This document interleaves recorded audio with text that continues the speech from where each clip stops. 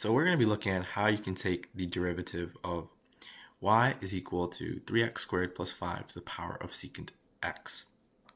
Now to do this, I'm basically going to start by taking the natural log of both sides to bring down my secant x. So basically it's going to become natural log of y is going to be equal to secant x multiplied by the natural log of 3x squared plus 5. Okay, so now I want to take the derivative of both sides.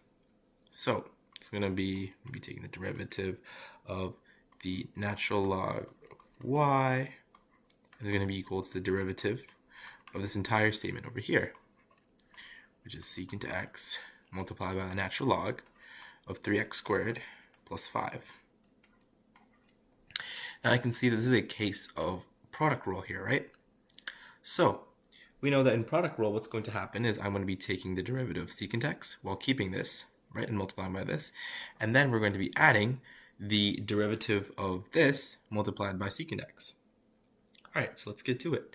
So, and when we're just taking the natural log, the derivative of the natural log of y, it's just going to become 1 over y, and then we're going to get y prime, correct?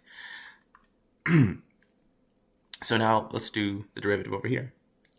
So all this is going to become is we're going to have secant x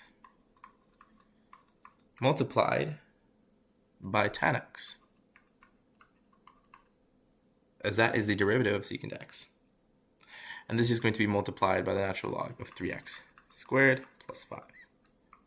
And then according to product rule, we're going to be adding secant x, right? And then we're going to be multiplying it by the derivative of this over here, which is 1 over 3x squared plus 5.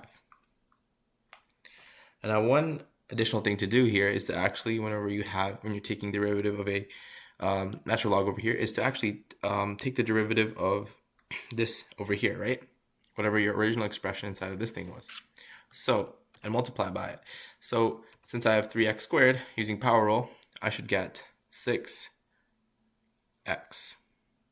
All right.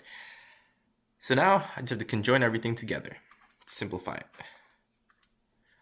So, and then also one important thing is that I have to isolate for my y prime, remember? So I have to move my y over here to multiply by y. So let's write this out with everything together. So therefore our y prime is going to be equal to our original, that's basically what our y is equal to. Remember, we set our y, the beginning of our thing, we set our y to 3x squared plus 5 to the power of secant x, right?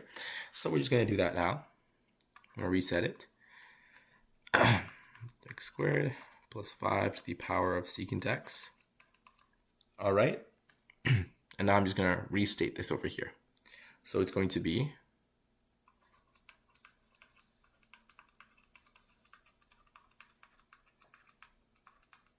got a bracket over there, plus 5. And then here, you could simplify this by putting everything here together. So it would just be 6. Since it's multiplication, I can put it together.